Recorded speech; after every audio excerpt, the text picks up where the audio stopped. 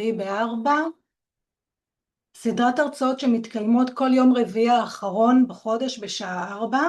אני ענת ואיתי חני, אנחנו עובדות סוציאליות במחלקה לאזרח הוותיק ולמשפחתו במינהל הרווחה והשירותים החברתיים בעיריית חולון.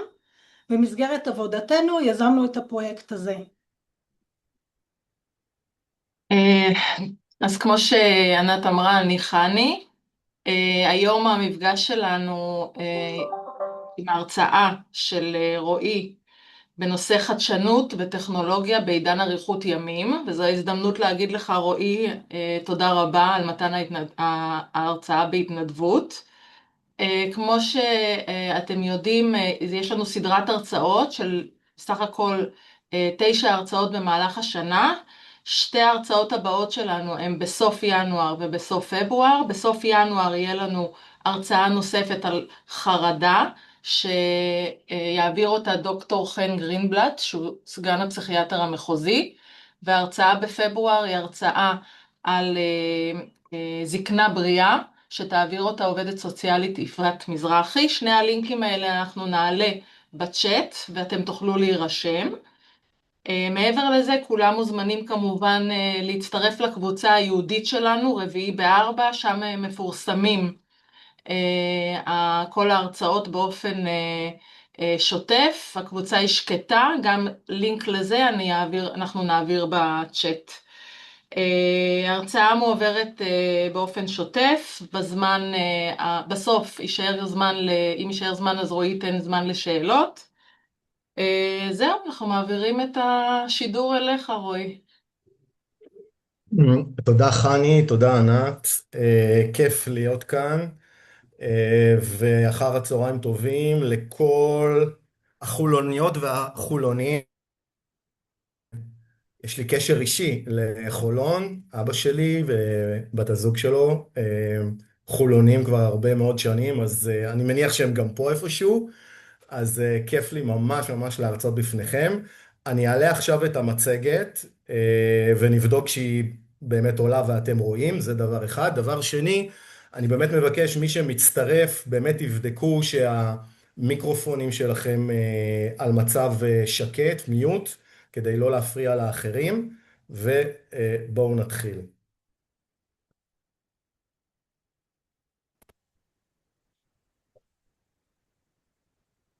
תסמנו לי בבקשה שהמצגת עלתה ואתם רואים. יש, נהדר. ושומעים אותי טוב? אפשר להתחיל?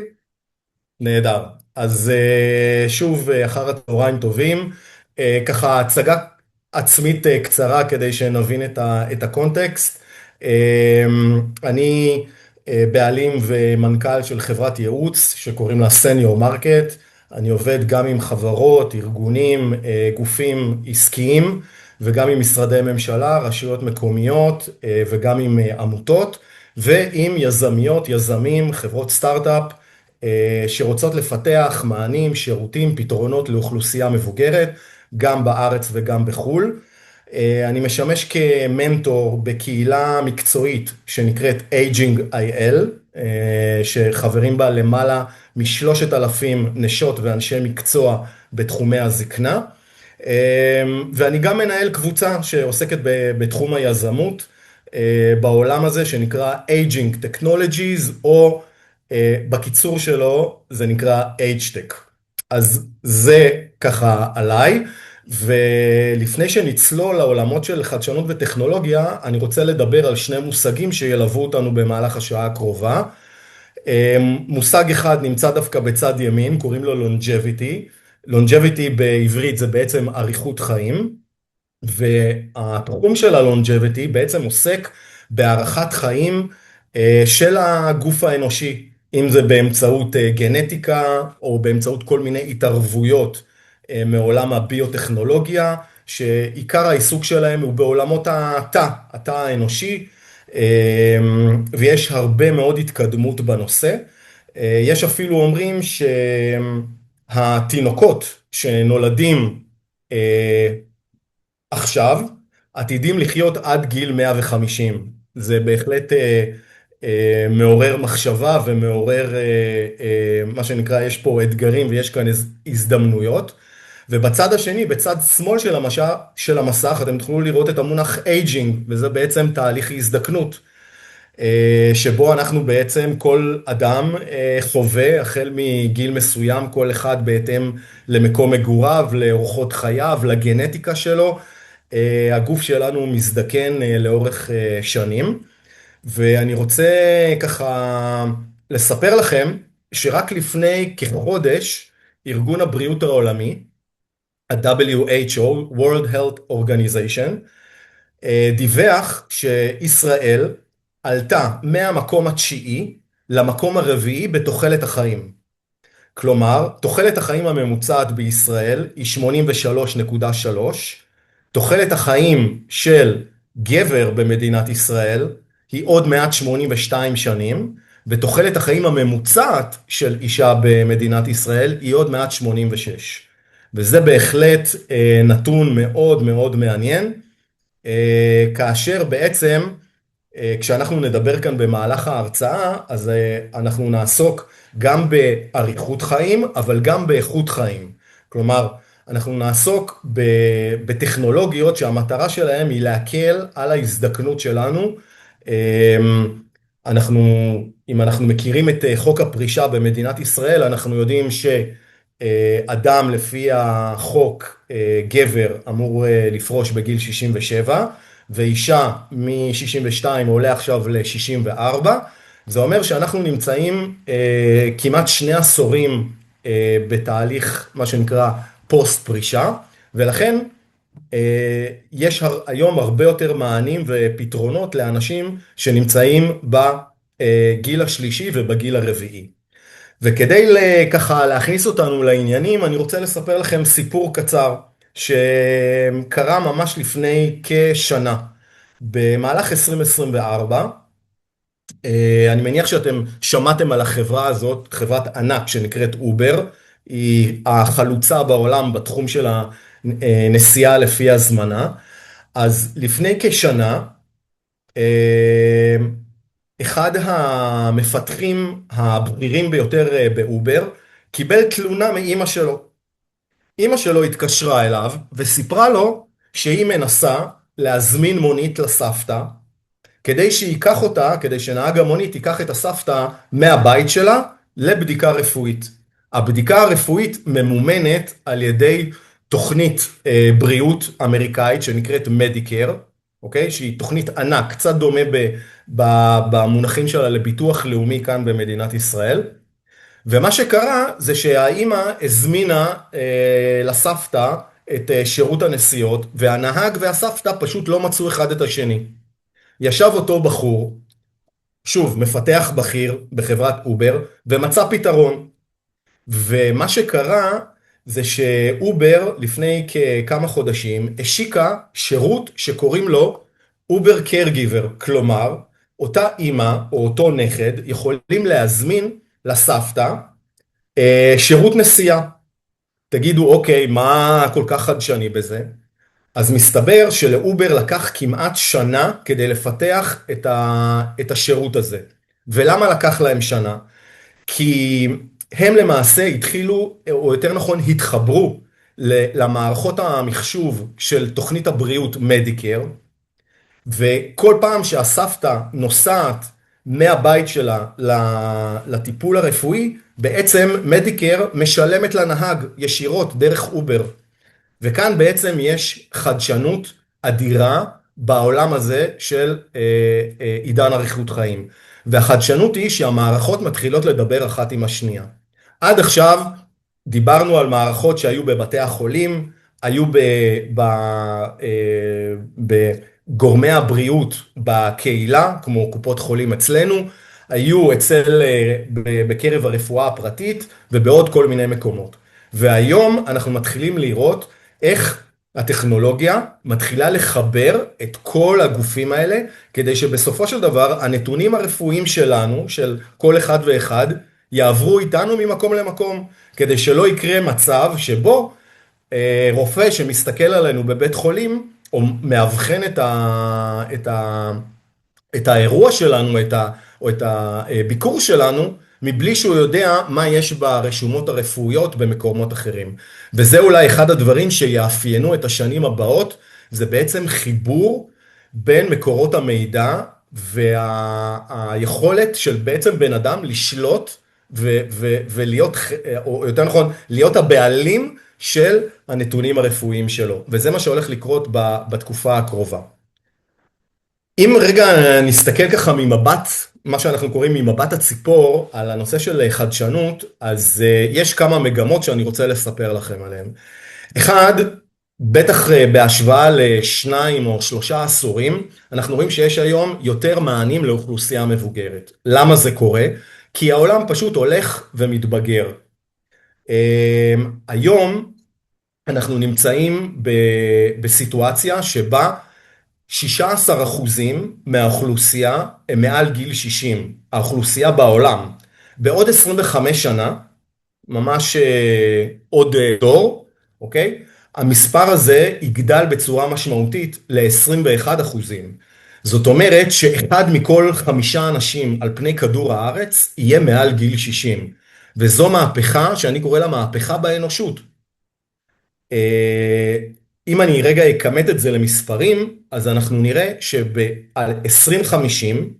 בשנת 2050, בעוד 25 שנה מהיום, יהיו על פני כדור הארץ 2.1 מיליארד אנשים מעל גיל 60, וזה מספר אדיר.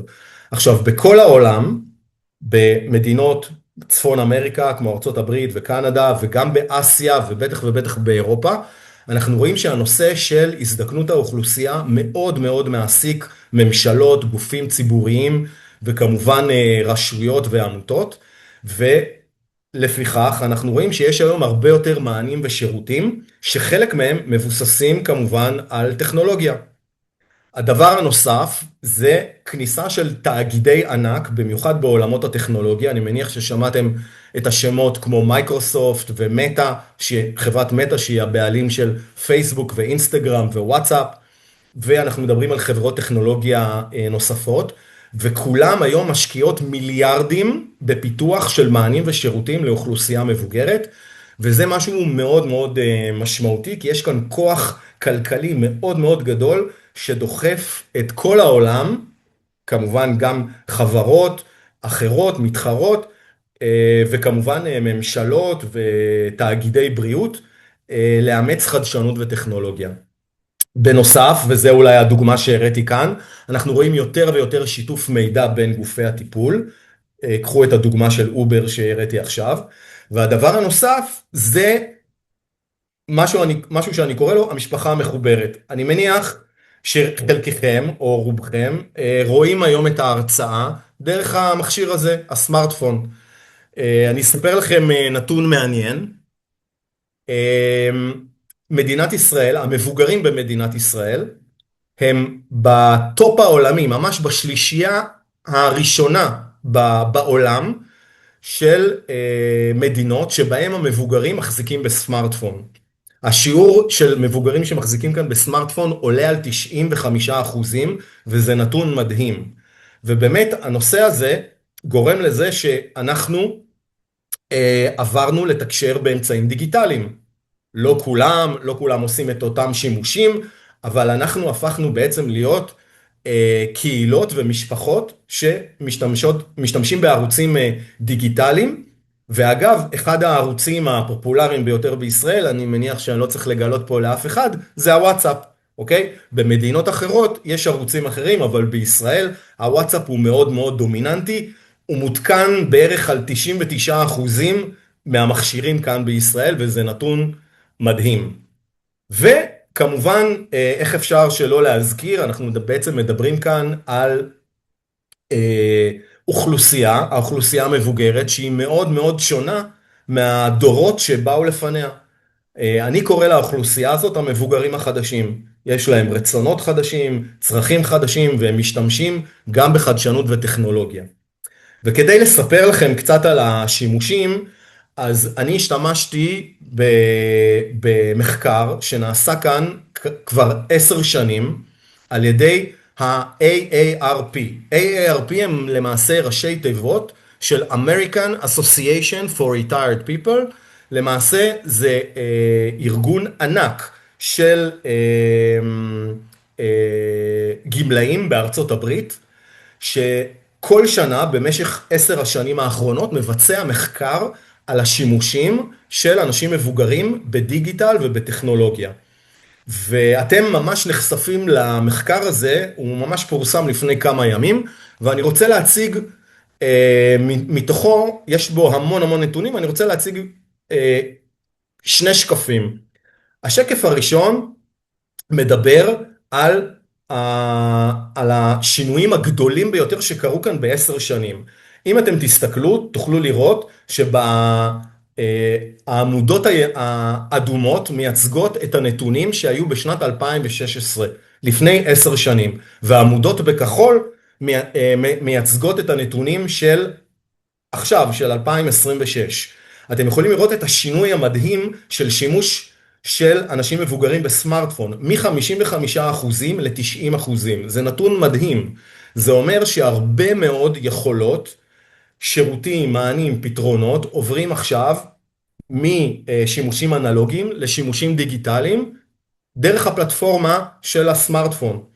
והדבר הנוסף שמתוך הנתונים נמצא בצד הימני של המסך, שאנחנו מראים את השימוש שכמעט שילש את עצמו מ-11% ב-2016 ל-36% במה שאנחנו קוראים wearable devices. wearable devices זה כל אותם צמידים, יש אפילו גם טבעות או כל מיני מכשירים אחרים שבעצם מנטרים את מדדי הבריאות של, למשל דופק, סטורציה, לחץ דם, נתוני שתייה או התייבשות וכדומה. וזה אומר שגם האוכלוסייה המבוגרת יותר ויותר מנטרת את עצמה מכל מיני סיבות. אחת הסיבות היא למנוע למשל הידרדרות במצב הבריאותי. ואני מעריך שהנתונים האלה, ככל שהמכשור הזה יהיה יותר ויותר נגיש, יותר זול, ככה אנחנו בעצם נעשה בו שימושים הרבה יותר משמעותיים. הדבר הנוסף שאני רציתי להראות לכם בפרספקטיבה של 10 שנים, זה בעצם השימושים שעברנו משימוש בטלפון, אוקיי? פעם, איך היינו אומרים? ככה סימון תתקשר אליי, בוא נדבר בטלפון. אנשים בעצם עוברים לדבר היום באמצעות הטקסט, אנחנו עברנו לדבר גם בוואטסאפ באמצעות טקסט, ואולי השינוי המשמעותי ביותר, זה באמצעות הוידאו צ'אט, אוקיי? דרך פלטפורמות כמו וואטסאפ וידאו, או כמו שהפלטפורמה שאנחנו נמצאים בה כרגע, וזה הזום. עכשיו, הפלטפורמות האלה היו מוכנות לשימוש כבר ב-2018, כבר ב-2019. אבל מה קרה? למה השימושים בהם היו יחסית נמוכים? רק שליש מהאוכלוסייה המבוגרת השתמש בהם. מה שקרה זה מגפה עולמית קטנה, שבטח שמעתם עליה, שקוראים לה קורונה, והיא בעצם האיצה את כל השימושים משימוש בוואטסאפ, דרך שימושים בערוצים דיגיטליים, ובייחוד את השימוש בווידאו צ'אט, כלומר בשיחות על בסיס וידאו.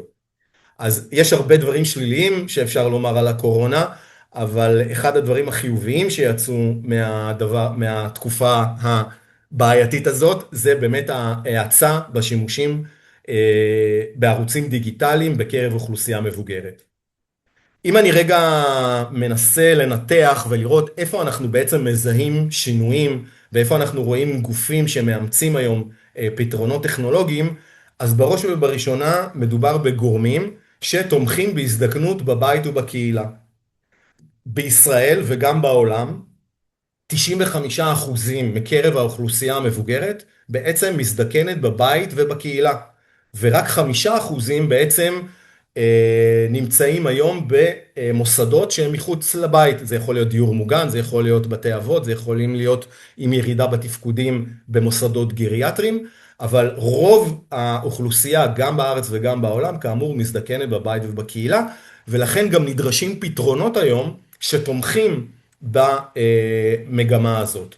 הגורמים הנוספים שמאמצים היום בקצב יחסית מהיר טכנולוגיה וחדשנות, אלו דיורים מוגנים, בתי אבות ומוסדות גריאטריים. חלקם אגב זה בגלל מחסור הולך וגדל בכוח אדם, כוח אדם מקצועי, כוח אדם טיפולי, יש מחסור אדיר ברופאים, מטפלים וכוח עזר, ולכן אותם מוסדות, אותם גופים מנסים באמצעות טכנולוגיה, באמצעות חדשנות, לגשר על הפער הזה. יש לנו היום גם ענף חדש שמתפתח, אנחנו קוראים לו שירותי דיור מוגן בבית, שרובו אגב מבוסס היום על טכנולוגיה, כדי באמת לייעל את התחום הזה, והוא רובו מגיע בתחום הפרטי, כלומר הוא לא מוצע היום על ידי הרשויות, חלק מהרשויות אגב בישראל, כמו תל אביב, ולדעתי גם גבעתיים, עושות היום פיילוטים על שירותי דיור מוגן בבית, שמבוססים על טכנולוגיה של חברות פרטיות. והדבר הנוסף, או יותר נכון, הגורם הנוסף שבעצם מאמץ היום חדשנות וטכנולוגיה, זה בעצם התא המשפחתי, במיוחד הדור שאנחנו קוראים לו caregivers, או בעברית בני משפחה מטפלים. היום, ככל שאנחנו מאריכים חיים, ואני מאחל לכל אחד ואחת פה אריכות חיים ובריאות טובה, אנחנו לא רק שאנחנו חיים יותר, אז גם הילדים שלנו בסופו של דבר מטפלים, עוזרים, תומכים בנו הרבה יותר שנים. ורק אולי שמעתם את זה בהרצאה קודמת, אולי תשמעו על זה בהרצאה בעתיד, אבל היום במדינת ישראל יש כ1.5 מיליון ישראלים שהם בני משפחה מטפלים. ולכן כדי לעזור להם, לתמוך בהם, להקל עליהם בטיפול בהורים מבוגרים, הם משתמשים לא מעט בכל מיני פתרונות טכנולוגיים ובכל מיני דברים חדשים שמתפתחים היום בשוק. שימוש בטכנולוגיה הוא ברוב המקרים מצריך שינוי בשיטות עבודה, מצריך שינוי בתפיסות ושיטות, ובכל תהליך של שינוי אנחנו נתקלים גם בחסמים. אז ריכזתי לכם כאן את החסמים המרכזיים, למה בעצם אנחנו לא מתקדמים כמו הטכנולוגיה.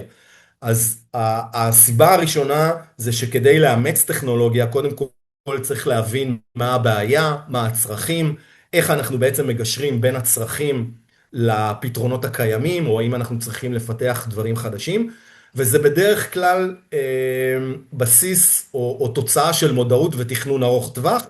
לפעמים אני צוחק ואומר שבציניות כמובן, שמודעות ותכנון ארוך טווח במדינת ישראל, אבל לא רק, גם בעולם, לפעמים זה מילים שיצאו מהלקסיקון. אבל אם רגע להיות רציניים, טכנולוגיה ואימוץ של פתרונות טכנולוגיים לא נעשה בן לילה. זה מצריך הרבה מאוד עבודה ומצריך הרבה מאוד תכנון. הרבה פעמים, וזה אני אומר מתוך ניסיון, כמי שליווה הרבה מאוד צוותים שהטמיעו טכנולוגיה ופתרונות חדשים בכל מיני שירותים ובכל מיני מענים לאוכלוסייה מבוגרת, אז הרבה פעמים אנחנו רואים שמי שהחליט לאמץ טכנולוגיה חדשה היה דרג ההנהלה, החליטו למעלה לאמץ, להביא טכנולוגיה חדשה, אבל לפעמים לא ממש בודקים, לא ממש עושים הכנה לשכבת ניהול של דרג הביניים, וגם לפעמים לא לצוותים ולאנשי השטח, וזה לפעמים מעורר קצת אנטגוניזם, קצת חששות, ולפעמים אפילו גורם לזה שפיילוטים עם פוטנציאל מאוד מאוד גדול, פיילוטים זה ניסוי, פשוט ייחשלו, כי לא עשו את ההכנה הנכונה לצוותים ולאנשי השטח, ולצערנו לא מעט פתרונות שהיו יכולים לעזור לצוותים, למטופלים, לאנשים שמזדקנים בבית ובקהילה, לפעמים נופלים פשוט על עניין של הטמעה נכונה, ואני מניח שעם הזמן השוק יעשה איך אומרים, את ההתאמות שלו, וגם הגופים שמאמצים טכנולוגיה וגם הגופים שמטמיעים טכנולוגיה או מפתחים, ידעו לעשות את ההטמעות טוב יותר ובאופן איכותי יותר. בתוך כל העולם הזה של טכנולוגיה, אנחנו במיוחד בעולמות, במה שאנחנו קוראים בעידן אריכות חיים, אז אפשר, יש המון המון סוגים, באמת, כאילו, אם אנחנו יכולים לדבר עליהם לא שעה אחת, אנחנו יכולים לדבר על זה 4 שעות. אבל כדי לתמצת לכם, אז אפשר לראות שהיום, בחלק מאוד גדול של הטכנולוגיות שמוצעות היום, או הפתרונות שמוצאים היום לאוכלוסייה מבוגרת, אפשר לחלק אותם ל6 תחומים מרכזיים, ובחלק, ממש יסיים את החלק התיאורטי, אתם תראו דוגמאות לחלק גדול מהתחומים האלה שאני מציג כאן כרגע על המסך. אז אחד התחומים הבולטים ביותר זה הנושא של שימור יכולות. אנשים באמת, אחד הצרכים המרכזיים שלהם, במיוחד שחיים הרבה מאוד שנים אחרי תקופת הפרישה, רוצים לשמר את היכולות שלהם. ולכן יש כאן הרבה מאוד פתרונות שעוזרים לאדם לשמר את היכולות הפיזיות שלו, לשמר את היכולות הקוגניטיביות שלו, אוקיי? ובסופו של דבר להשאיר אותו עצמאי, נייד, לאורך הרבה מאוד שנים. כמובן שיש את הירידה הטבעית, או חס וחלילה כתוצאה מאירוע בריאותי, ואז אותן טכנולוגיות עוזרות לבן אדם להשתקם בצורה מהירה יותר, בטוחה יותר ואפקטיבית ביותר, כדי לחזור אולי לא למה שהוא היה בדיוק לפני האירוע הבריאותי, אבל בוא נגיד קרוב. התחום השני שמאוד מאוד מתפתח ויש בו הרבה מאוד השקעות והרבה מאוד עניין, זה תחום ה-wellness, או מה שאנחנו קוראים איכות החיים.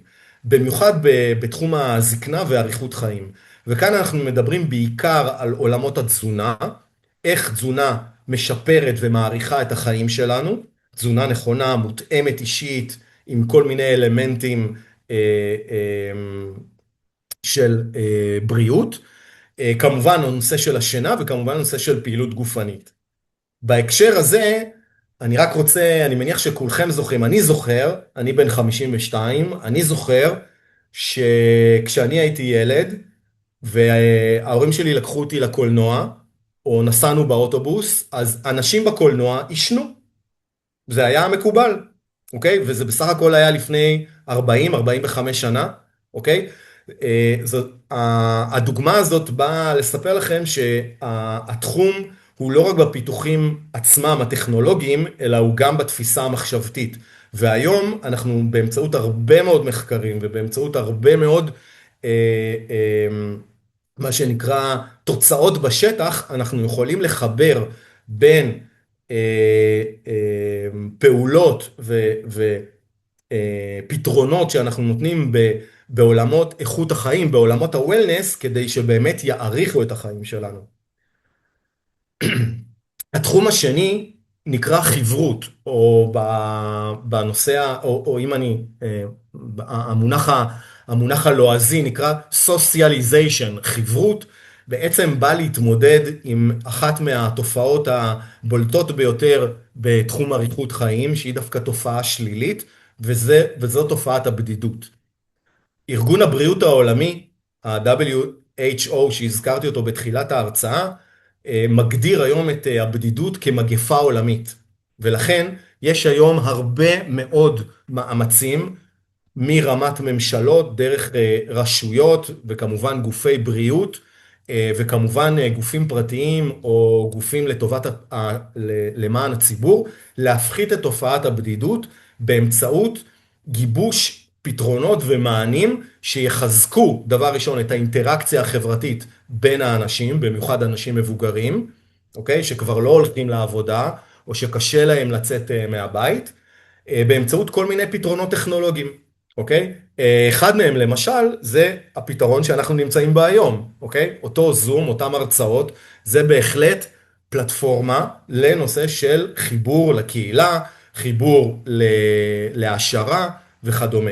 וכאן יש הרבה מאוד פתרונות מעניינים, ואגב אני חייב לספר ואפילו, איך אומרים, בתחושת גאווה, שיש הרבה מאוד פיתוחים שמגיעים כאן מישראל, ואנחנו עוד נראה את זה בהמשך. הוורטיקלים הנוספים או התחומים הנוספים, וכאן אני קצת אקצר כדי להגיע ממש לדוגמאות, להראות לכם, איך אומרים, איך זה נראה באמת בפועל, אז יש לנו את הניהול התרופתי, אוקיי? ניהול תרופתי, כדי בעצם לסייע, לעזור לאנשים, לקחת את התרופות שלהם בצורה עקבית ומדויקת. היום הרבה מאוד מחלות שפעם היו הורגות אותנו, אוקיי? היו מעבירות אותנו לעולם שכולו טוב. הרבה מאוד מהמחלות האלה היום בזכות הרפואה, בזכות הטכנולוגיה, בעצם הפכו להיות מחלות כרוניות. כלומר, אנשים לא מתים מהם, אלא ממשיכים לחיות איתם, ויש כל מיני פרוטוקולים ותרופות שאנשים לוקחים כדי להמשיך ולחיות גם עם מחלה כרונית. אגב, לסבר לכם את האוזן, נתון מעניין, משרד הבריאות הישראלי עדכן ששני שליש מהאוכלוסייה המבוגרת במדינת ישראל מתמודדת לפחות עם מחלה אחת כרונית, אחת או שתיים, אוקיי? זה הממוצע בישראל, כלומר שני שליש מהאוכלוסייה המבוגרת שלנו יש להם מחלות כרוניות, שרובן מטופלות היום על ידי תרופות. מה שקורה זה שהרבה פעמים אנחנו לוקחים תרופות מכל מיני סוגים, ולפעמים התרופות האלה מתנגשות, ולפעמים אנחנו גם לא לוקחים את התרופות בזמן או כמו שצריך. ולכן יש היום כל מיני פתרונות וכל מיני טכנולוגיות שעוזרות לנו באמת לשלוט ולנהל את הטיפול התרופתי שלנו. התחום הנוסף זה השיקום ומוביליות, גם כאן מדינת ישראל מובילה עם כמה פיתוחים מאוד מאוד מעניינים בתחום הזה. אני חייב להגיד שלצערנו יש לנו הרבה מאוד ניסיון עם אנשים עם מוגבלות כתוצאה מהאירועים הביטחוניים שלנו, של מדינת ישראל, בטח לא פרופורציוני לאף מדינה בעולם, ולכן הרבה מאוד טכנולוגיות, אגב, שהגיעו מעולמות השיקום, לדוגמה לחיילים, לפצועי צה"ל וכדומה, היום הופכות להיות מטכנולוגיות לאנשים עם מוגבלויות, גם לאנשים שמזדקנים. ויש כאן הרבה מאוד פתרונות לנושא של שיקום, כתוצאה מאירוע בריאותי, כזה או אחר, ושיפור התנועתיות, ושיפור היכולת כמובן להתנייד ולנוע ממקום למקום. והדבר הנוסף, או הוורטיקל האחרון שאני רוצה לגעת בו, לפני שככה נצלול לדוגמאות מהשטח, זה הנושא של הבריאות הנפשית. היום הנושא של טיפול רגשי ופסיכולוגי, גם מרחוק, כלומר גם באמצעות מפגש מקוון, כמו זום או באמצעים אחרים, הפך להיות מאוד מאוד פופולרי, קיבל בוסט מאוד מאוד רציני, כלומר האצה מאוד משמעותית במהלך הקורונה, שאנשים בעצם לא היו יכולים לקבל טיפול פנים אל פנים, אז נאלצו או לקיים טיפול רגשי ופסיכולוגי באמצעות הטלפון, או באמצעות שיחת וידאו. ומה שקרה זה שהרבה מאוד גופים שמממנים היום, אוקיי? לא רק בישראל, אלא גם בעולם, שמממנים היום טיפול רגשי ופסיכולוגי, מממנים היום גם טיפולים באמצעות מה שנקרא מפגשים מקוונים, וזה באמת בשורה ענקית, ואנחנו נראה את התחומים האלה הולכים ומתפתחים. אז ככה, אם אני רגע אסגור לכם את זה לפני שנצלול לדוגמאות, אז אנחנו באמת יכולים לראות שיש כאן תחום שאני קורא לו Age-Tech, Aging Technologies, כלומר טכנולוגיות עבור האדם המבוגר ותהליך ההזדקנות, עם הרבה מאוד חברות, עניין, משקיעים שנכנסים היום לשוק, יש היום חברות מאוד גדולות שהזכרתי אותן מקודם, ויש לנו גם תחומים ספציפיים שהולכים ומתפתחים, ואנחנו אני אגלה לכם, אנחנו רק על קצה המזלג, באמת, או יותר נכון, אנחנו רק בתחילת הדרך, אנחנו צופים שיהיו כאן שינויים מאוד מאוד גדולים, וזה בעיקר אפשר לומר, מגמה עולמית של השימוש בבינה מלאכותית. אוקיי? אני מניח ששמעתם הרבה על המושג הזה, בינה מלאכותית, AI, Artificial Intelligence, אני בטוח שאולי יהיו כאן הרצאות, אבל הנושא של הבינה מלאכותית מקצר כאן הרבה מאוד תהליכים, ואנחנו רואים שהיום המערכות שמשתמשות היום בבינה מלאכותית, עוזרות לצוותים טיפוליים לסייע בקבלת החלטות, אוקיי? מאבדות כמויות אדירות של מידע ובעצם עוזרות לצוותים לקבל החלטות על אופן הטיפול באנשים מבוגרים. אחד הדברים שבינה מלאכותית שכאמור מסוגלת לאבד כמויות אדירות של מידע זה הנושא של התראות או ניבוי סיכונים, כלומר היא יודעת לקחת נתונים של אלפי ועשרות אלפי מטופלים בו זמנית ולהגיד מי מתוכם באמת כרגע צריך את הטיפול הדחוף ביותר ולתעדף אותו, וכמובן להמליץ לצוותים הרפואיים במי לטפל ואיך, אוקיי? וזה מייעל בצורה משמעותית את הטיפול, וכמובן מייעל את ניהול המשאבים.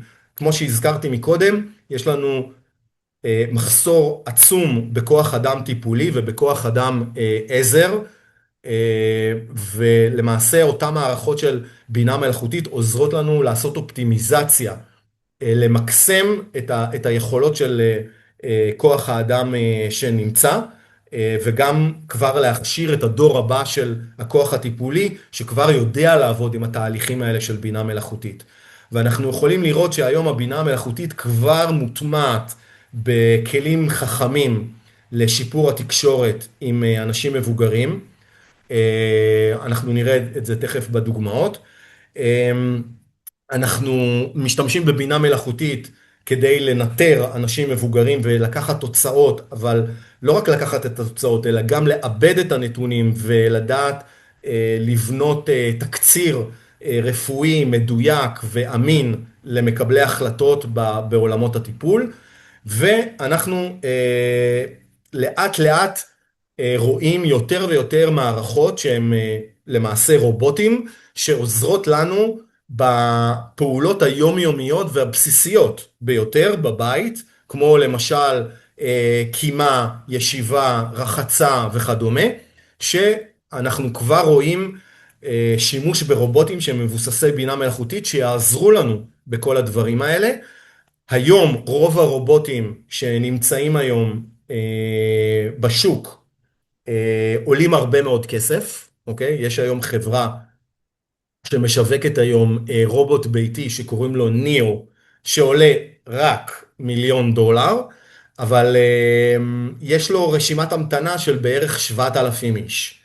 והצפי הוא שברגע שהחברה תתחיל למכור יותר ויותר רובוטים כאלה, אז גם המחיר איך אומרים, לאדם הממוצע ירד באופן משמעותי, וכמו שאנחנו תמיד יודעים, בסוף הסינים יודעים לקחת את הטכנולוגיות האלה ולהמציא את זה ולשווק את זה בעשירית מחיר, אז מה שאני מציע שפשוט תחכו עד שהסינים ייכנסו.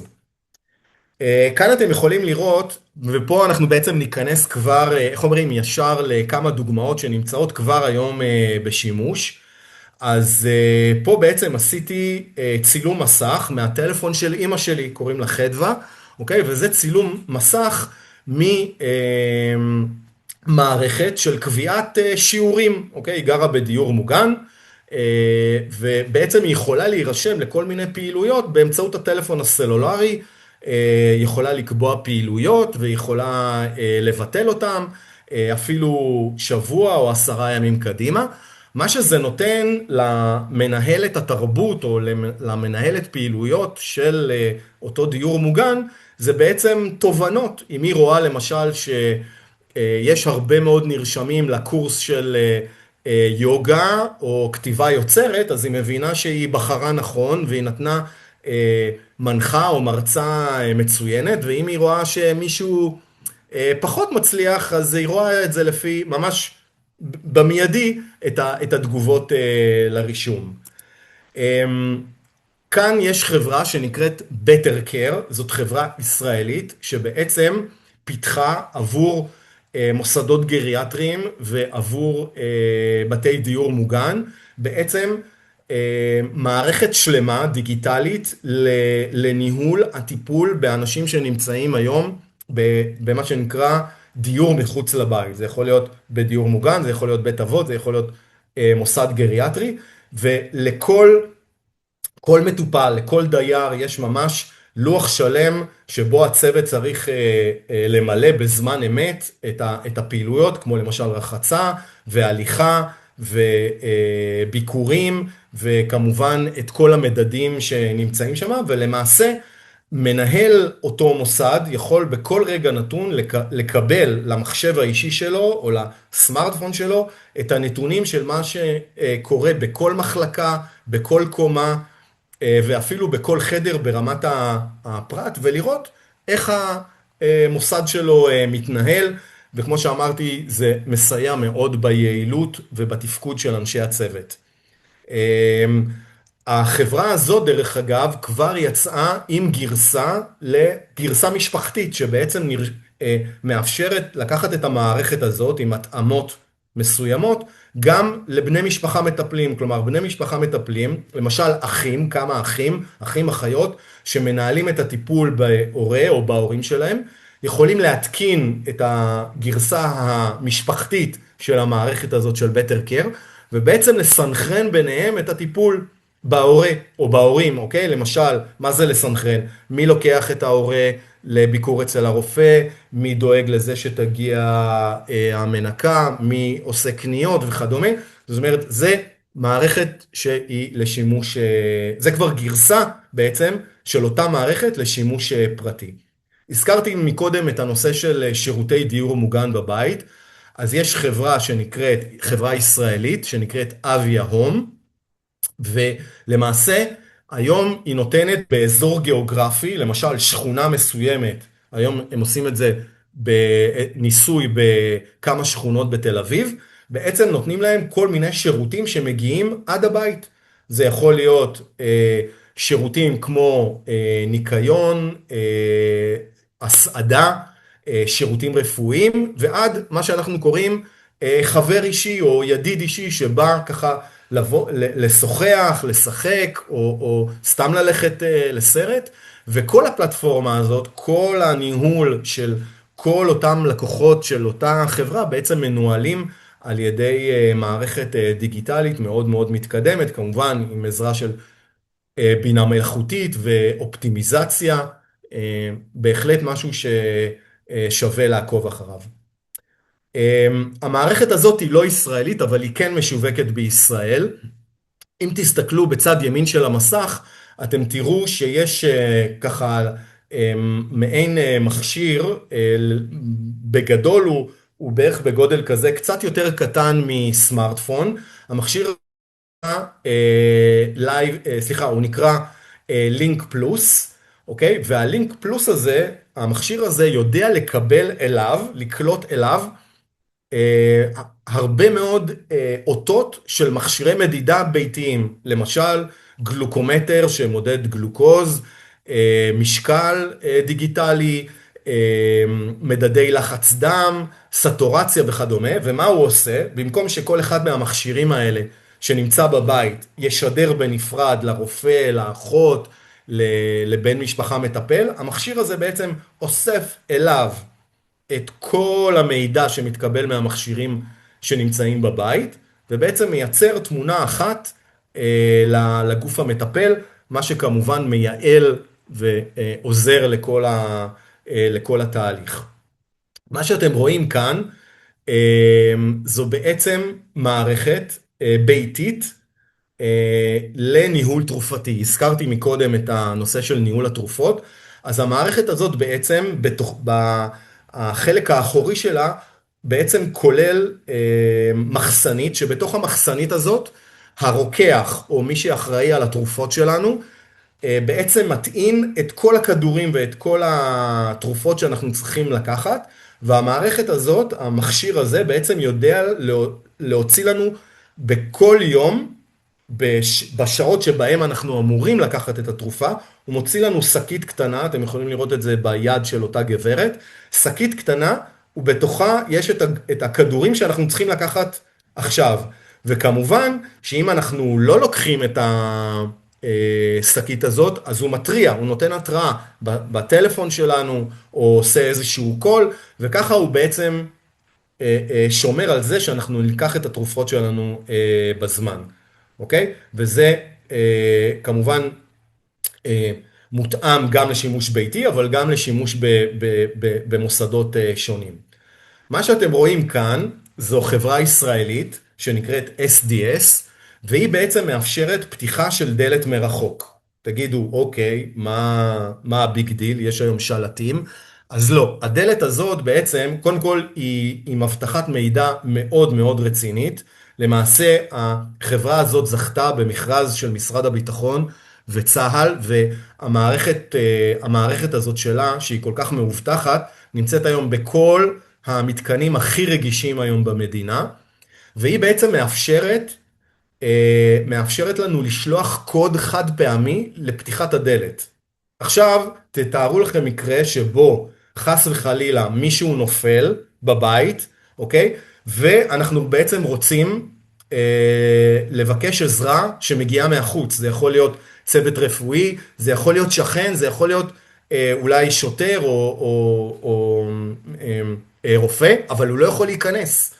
אז המערכת הזאת בעצם שולחת לו קוד חד פעמי שדרכו הוא יכול להיכנס, וכמובן שאפשר גם להשתמש באמצעים אחרים כמו צ'יפ שפותח את הדלת או אפילו מפתח, אבל זה מאפשר לנו בעצם לשלוט במי נכנס ומי יוצא מהבית שלנו מרחוק. הטכנולוגיה הזאת נקראת וייר, זו גם חברה ישראלית שהגיעה גם מהעולמות הצבאיים. זה למעשה רדאר, זה טכנולוגיה שהיה בה שימוש צבאי, אוקיי? ומה שבעצם הטכנולוגיה הזאת עושה, היא בעצם אפשר לשים חיישן, שאתם רואים אותו כאן בתמונה, זה חיישן עגול, הוא בערך בגודל כזה, אפשר לשים אותו בכל חדר בבית, כולל, אגב, בחדר הרחצה או בשירותים, ומה שהוא עושה, הוא בעצם מייצר הדמיה של הדייר או האדם שגר באותו בית ושנמצא באותו חדר. היא לא מצלמת אותו, כי היא בעצם לא, זה טכנולוגיה של רדאר, אוקיי? אלא היא רק מבצעת הדמיה שלו, ומסוגלת לנטר אם חס וחלילה יש לו ירידה, כמו למשל ירידה בלחץ דם, אם הוא לא יושן טוב וקם כל הזמן לשירותים, או אם חס וחלילה הוא נפל. ואז בעצם היא יודעת להתריע, בין אם זה צוות רפואי או בין אם זה בן משפחה מטפל, שקרה משהו ויש להגיש עזרה לאותו בן אדם. והחברה הזאת מוכרת גם באירופה וגם בארצות הברית וגם בישראל בהצלחה לא מבוטלת. וכמובן יש פה שמירה על הפרטיות, כי בעצם היא לא מצלמת, אלא היא רק מבצעת הדמיה. נכון שכולם לא ממש אוהבים לתת שתן ולרוץ עם הכוסית הזאת לקופת חולים, וכל התהליך הזה הוא לא ממש אידיאלי. אז יש כאן חברה ישראלית שבעצם פיתחה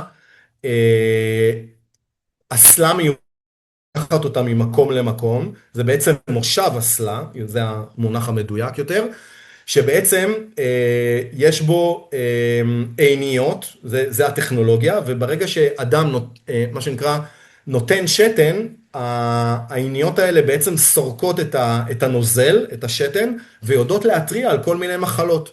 ואז בעצם לא צריך לקחת את הדגימה ולשים אותה בכוס ולקלוע וכל הדברים האלה, אלא בעצם אפשר לקחת את האסלה הזאת, לעשות את מה שצריך בשירותים, והמערכת הזאת בעצם יודעת להבחן כל מיני פרמטרים רפואיים, ישר עם ניתוחים מאוד מאוד משמעותיים. אני רגע אקפוץ כי אין לנו את כל הזמן. דיברתי מקודם על אותו רובוט, אז זה הרובוט שנקרא ניאו, והוא באמת יודע לבצע המון המון פעולות. אחד הדברים שהבינה המלאכותית הביאה, זה היכולת בעצם לשוחח עם אדם כמעט בכל שפה ובכל ניב. כלומר, הרובוט הזה יודע בזמן אמת לדבר בהמון המון שפות ולהגיב, אוקיי? בשפה ואפילו בניב בהתאם למי שמדבר איתו. זאת אומרת, אם אתם דוברי רוסית, אם אתם דוברי צרפתית או אנגלית, אז הוא ידבר איתכם בשפה שבה אתם מדברים, אוקיי? ועם כל המשמעויות, ולא צריך להחליף פה תוכנה ולא צריך להחליף פה זה. כמו שאמרתי, הוא עדיין מאוד מאוד יקר. אנחנו, אם נסתכל כמה שנים קדימה, יכול להיות שיהיו לנו כאלה רובוטים בעתיד. אפרופו כוח עזר ושירותים וכדומה, אז הרובוט הזה שאתם רואים כאן זה למעשה רובוט תעשייתי, שאני תמיד אומר, לי יש שני בנים בבית, וכשתבוא הגרסה הביתית של זה אני בטוח אקנה את זה, כי זה הפתרון האולטימטיבי לניקיון של שירותים. אז צחוק בצד, הרובוט הזה בעצם יודע להתנייד באופן עצמאי, לדוגמה במחלקה של מוסד גריאטרי או בדיור מוגן, או אפילו בבית חולים, ובעצם לנקות את השירותים ולחטא אותם בצורה מושלמת, אוקיי? כולל לנקות את עצמו. זה למעשה, אם ניקח את הגרסה הביתית של iRobot, זה הגרסה התעשייתית מוסדית שלו, וזה כמובן מקל בצורה משמעותית על הכוח עזר ועל הכוח אדם שנמצאים במוסד הטיפולי. הדוגמה שאתם תראו כאן היא גם ישראלית, ולמעשה אנחנו נחשבים היום בין החלוצים בעולם, אוקיי? חברה שנקראת Intuition Robotics. זו חברה שבעצם פיתחה רובוט אינטראקטיבי, אתם רואים את הגודל שלו כאן בתמונה ליד הספה. הרובוט הזה הוא בעצם, הוא לא רק שהוא מקיים שיחה שהיא מבוססת בינה מלאכותית, אלא הוא גם יוצר שיחה. זה הרובוט הראשון, או הבינה המלאכותית הראשונה, שהיא בעצם פרו-אקטיבית. היא מייצרת שיחה ועניין עם האדם שגר בבית, ומסוגלת לעשות איתו הרבה מאוד פעולות. כדי להסביר לכם לאן זה הולך, אז החברה הזאת נמצאת כבר בניסוי שני במדינת ניו יורק, לא עיר ניו יורק, מדינת ניו יורק, והתוצאות שמה אחרי הניסוי, התוצאות של הניסוי הראשון עם 1,000 משתמשים בארצות הברית, 1,000 משתמשים דיווחו על 80% שביעות רצון מהאינטראקציה עם הרובוט הזה, שקוראים לו אלי קיו, אוקיי? אלי קיו זה השם. 80% דיווחו על שביעות רצון מהשימוש, או עם האינטראקציה עם הרובוט הזה, ו70% דיווחו על ירידה בתחושת הבדידות, שזה מאוד מאוד משמעותי, ובעקבות הניסוי הראשון, נכנס עכשיו ניסוי שני, שאמור להסתיים ממש בשבועות הקרובים, ואני מניח שגם כאן החברה הזאת, שהיא מאוד מאוד מתקדמת, תייצר לנו הרבה מאוד חדשנות והרבה מאוד יצירתיות. את המערכת הזאת פיתחה גם חברה ישראלית שנקראת Gate Better, Gate זה באנגלית זה יציבה, והיא בעצם פיתחה סוג של אימון מוטורי קוגניטיבי, שמבוסס על משחק. כמו שאתם תראו, כמו שאתם רואים כאן בתמונות, יש לנו בעצם הליכון, הליכון שרואים, יש הליכון ביתי, או במכון כושר, אני קורא להליכונים האלה קולב לבגדים דקורטיבי, אבל לא משנה, היישום של ההליכון הזה הוא כמובן הליכה וריצה, אבל על ההליכון הזה בעצם הרכיבו מערכת מחשוב מאוד מתקדמת, עם מסך, כמו שאתם רואים כאן בתמונות, שבעצם מייצר סוג של משחק. המתאמן, בעצם נותנים לו כל מיני אתגרים על פני מסלול, והוא צריך ללכת, והמערכת בעצם יודעת לסנכרן בין ההליכה שלו לבין מה שקורה על המסך. ולמעשה Gate Better היא המערכת היחידה שמאושרת היום על ידי משרד הבריאות בנושא של שיקום הליכה ומניעת נפילות. והיום היא כבר נמצאת בקופות החולים וגם במרכזי יום, והיא נמכרת גם בארצות הברית ובמדינות אחרות, בהחלט בשורה מאוד מאוד חדשנית. וגם זאת חברה עם מוצר הרבה יותר פשוט, אני מניח שאתם מכירים בחדר כושר או במכון פיזיותרפיה, יש לנו פיתה, אוקיי? זה נקרא פיתה לשיווי משקל, אז הם לקחו את זה שלב אחד קדימה, ובעצם הכניסו קצת טכנולוגיה בתוך הדבר הזה, ויש כאן בעצם סוג של משחק על בסיס שיווי משקל, שמשלב הרבה מאוד נתונים וטכנולוגיה, ועושה מכל הפעילות שיווי משקל גם משחק מענה, שמעודד אנשים להמשיך ולהשתמש במערכת הזאת, זה נקרא בובו בלנס, ואגב, אפשר לקנות אותו, הוא לא נמכר בישראל, הוא נמכר בעיקר בארצות הברית, אבל אפשר למצוא אותו היום באתר אמזון ולהזמין אותו לישראל. ויש לנו עוד שתי דוגמאות. זאת חברה בריטית שפיתחה בעצם בובה שנקראת בפי, שהבובה היא חלק ממערכת טכנולוגית כמובן, ומה שהבובה הזאת בעצם יודעת לעשות זה בעצם להוריד סטרס. אם תסתכלו, אני לא יודע אם תוכלו לראות, אבל בחלק השמאלי של הבובה יש איזה מין פתח כזה שאפשר להכניס שם את האצבע, והיא מודדת את הלחץ דם ואת הסטורציה, ובעצם נותנת איזשהו, בעצם מודדת את רמת הסטרס שלנו, ובתוך הבובה יש מנוע שמדמה נשימות וקצב לב, ועצם זה שמחזיקים את הבובה ואפילו משוחחים איתה, זה ממש מפחית בצורה משמעותית את רמת הסטרס. ודיברנו גם על טיפול רגשי וטיפול פסיכולוגי, אז גם הפתרון הזה נעשה בו היום שימוש בעולם. ואני אסיים דווקא בפתרון שהוא לא טכנולוגי, אבל הוא חדשני. יש בחור שקוראים לו שחר רייך, והוא משחקולוג.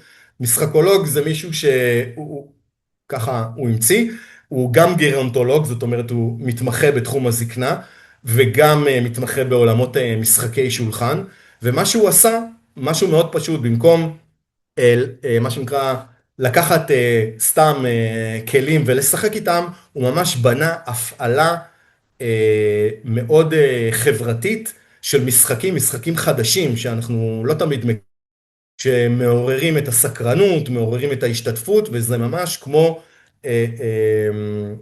סשן כזה של משחק אינטראקטיבי, כמובן מבוסס משחקי שולחן, אבל לא משחקי השולחן הקלאסיים.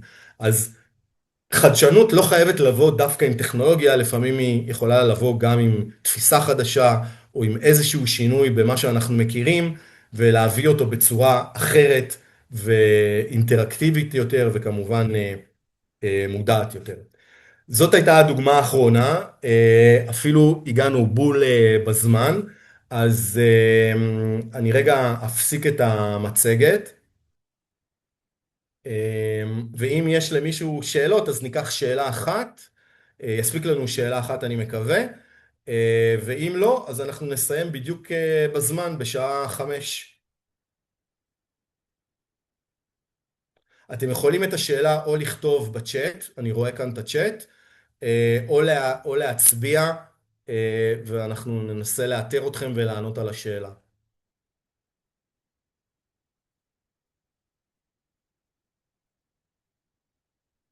רגע.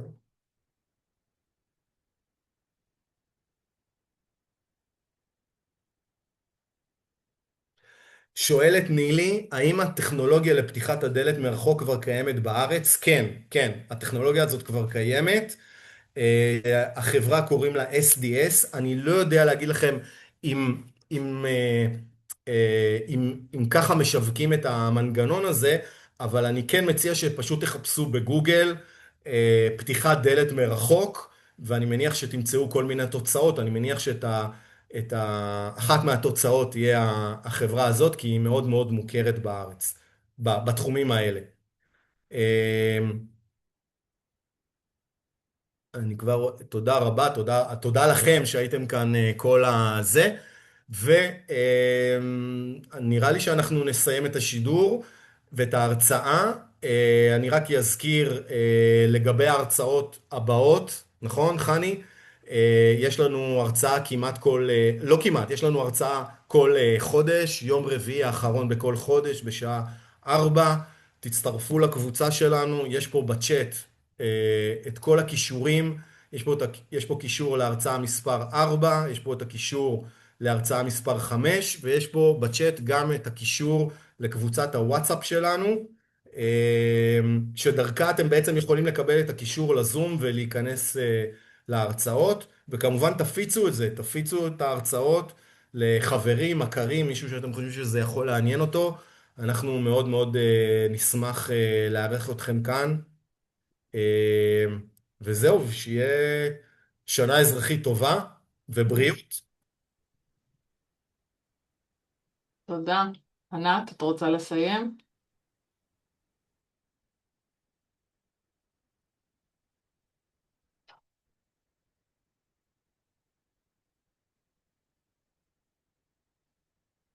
תוציאי את עצמך ממיוט, ענת. לא שמעו אותך. אוקיי, עכשיו שחררו אותי מהמיוט, אז אני כן. יכולה להגיד תודה רבה לרועי, ותודה לכם על ההשתתפות, ושנה אזרחית טובה יותר, רגועה ונעימה, ונתראה ברביעי ב16:00. להתראות. להתראות.